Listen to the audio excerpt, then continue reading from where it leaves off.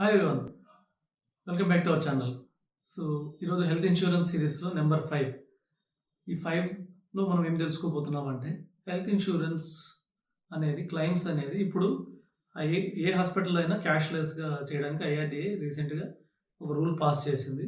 So ఇది supreme court కూడా తీర్పిచ్చింది, any హాస్పిటల్కి వెళ్ళినప్పుడు కూడా క్లెయిమ్ సెటిల్ చేయమని. సో ఇప్పుడు దీన్ని ఎలా యూజ్ చేసుకోవాలి మనం?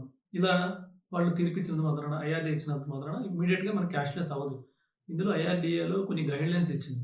ఈ గైడ్లైన్స్ ప్రకారం మనం నాన్ నెట్వర్క్ హాస్పిటల్కి వెళ్ళినప్పుడు 48 అవర్స్ ముందే మనం ప్రీ ఆథరైజేషన్, అంటే ఈ హాస్పిటల్ అడ్మిట్ అవుతున్నాము, పలానా కంపెనీకి ఇన్సూరెన్స్కి అప్లై చేయండి అని చెప్పి ప్రీ ఆథరైజేషన్ అప్లై చేయాలి 48 అవర్స్ ముందు. ఇంకొకటి, ఎమర్జెన్సీలో జాయిన్ అయితే మాత్రం 24 అవర్స్లోనే మీరు చేయాలి. అప్పుడు క్లైమ్ ఎంక్వైరీకి ఒకరు వస్తారు. క్లైమ్ ఎంక్వైరీకి వచ్చి క్లైమ్ ఎంక్వైరీ చేసుకొని, సో కంపల్సరీ పేషెంట్ ఉన్నారని చెప్పి డిక్లేర్ చేసినప్పుడే ఆ క్లైమ్ సెటిల్ చేయబడి అవుతుంది.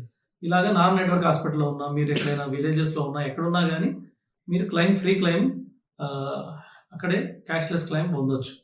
సో ఈ విధంగా మీకు హెల్త్ ఇన్సూరెన్స్లో రానున్న రోజుల్లో సిరీస్ ద్వారా మీకు అన్ని హెల్త్ ఇన్సూరెన్స్ గురించి అన్ని డౌట్స్ క్లియర్ చేయడం జరుగుతుంది.